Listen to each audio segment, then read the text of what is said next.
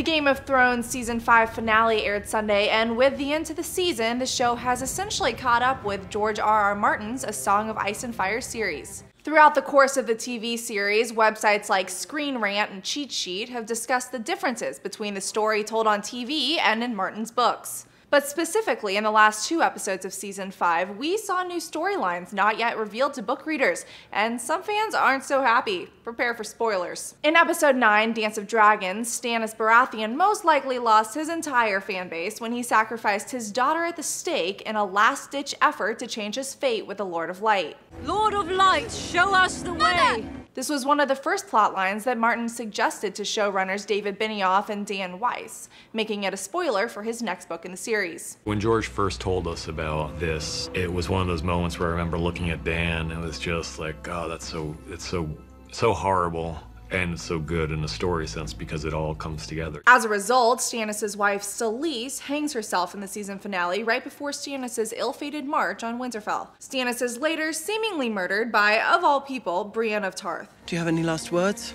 In contrast, the most recent book, A Dance with Dragons, has Stannis weathering the snowstorm and managing depleting supplies and men. But the most confusing plot point for the show is one that the book readers knew was coming: Jon Snow's death. When Jon is stabbed at the end of the 5th novel, it's unclear whether he just faints or actually dies.